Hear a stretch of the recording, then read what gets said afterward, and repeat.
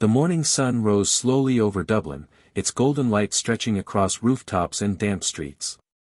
It was June 16, 1904, an ordinary day that would become extraordinary through the eyes of an ordinary man. Leopold Bloom, a quiet advertising salesman, stepped out of his small home on 7 Eccles Street.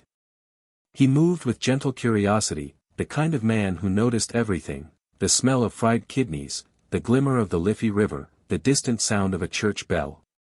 His mind wandered endlessly, from small thoughts about breakfast to large reflections about life and death. He was an observer of the world, half in it, half outside of it. Inside, his wife Molly Bloom still lay in bed, her mind floating between dreams and memories.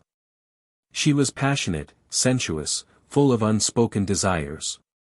Her marriage with Leopold had grown quiet, and though she cared for him, there was a distance between them, a space filled with thoughts neither dared to say aloud.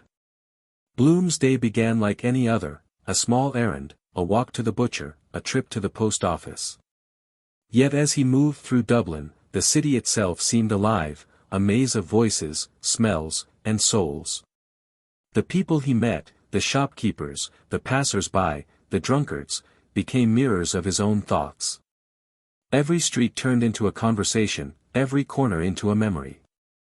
Meanwhile, elsewhere in Dublin, a young man named Stephen Dedalus was lost in his own wandering.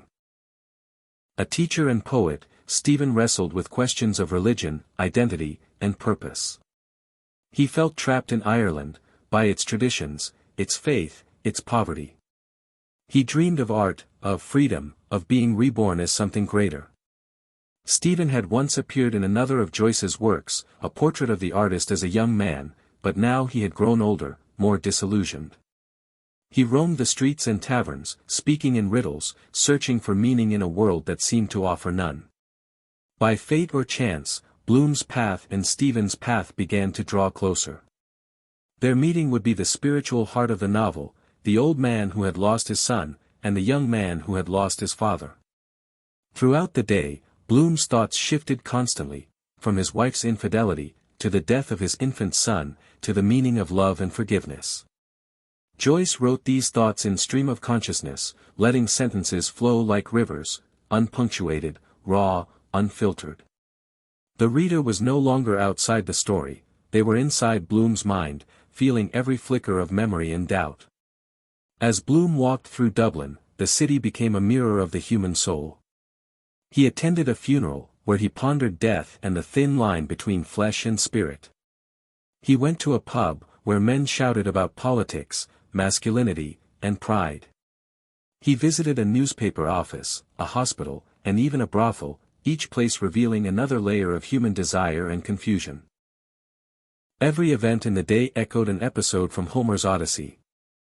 Leopold Bloom was a modern Odysseus, Ulysses, wandering through his own version of ancient seas, the streets and alleys of Dublin. Each encounter was like an island, each temptation like a siren's song. But unlike Homer's hero, Bloom's battles were not fought with monsters or gods, they were fought within his own heart. Late in the night, Bloom and Stephen finally met in a cabman's shelter. Their conversation was strange, fragmented, filled with philosophy and half-spoken dreams. Bloom saw in Stephen the reflection of his lost son, Stephen saw in Bloom the father he never truly had.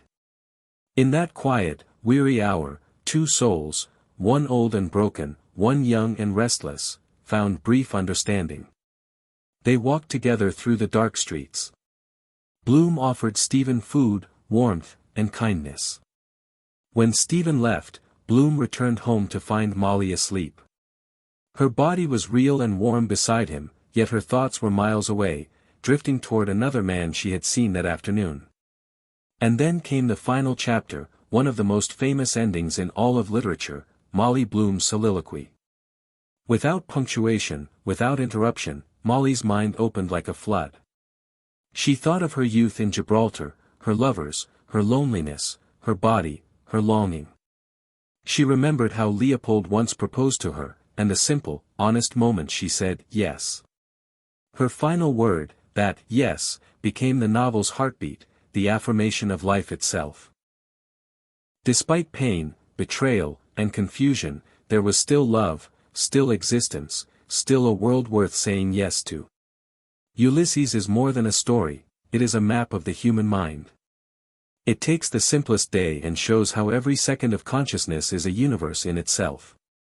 Joyce turned ordinary life into epic poetry, proving that the inner life of a person can be as adventurous as any myth. Through Bloom, we see kindness, patience, and forgiveness. Through Stephen, we see rebellion, art, and intellect. Through Molly, we see emotion, memory, and desire. Together, they represent the whole of humanity, body, mind, and soul. The novel also reflects Ireland itself, struggling with its identity under English rule, torn between tradition and modernity. Joyce transformed Dublin into a mythical city, a place where the divine and the everyday meet. Every street and conversation became a symbol of human experience. The writing style, stream of consciousness, was revolutionary. Joyce abandoned normal storytelling and let the mind speak as it truly does, scattered, emotional, fragmented, yet deeply alive. It was daring, difficult, and beautiful, changing literature forever. In the end, Ulysses is not about grand adventures or heroes. It is about the epic hidden in the ordinary. It is about one man's walk through his city, one woman's thoughts before sleep, one young artist's search for meaning, and how all these lives, though separate, are united by the quiet pulse of human existence. On that single day, June 16, 1904, the world seemed to stand still, yet within it, the entire history of mankind unfolded, love and loss, sin and forgiveness, despair and hope. When the night finally settled and Molly whispered her final, yes, it was as if all of humanity answered with her, a soft, eternal echo of life's endless affirmation.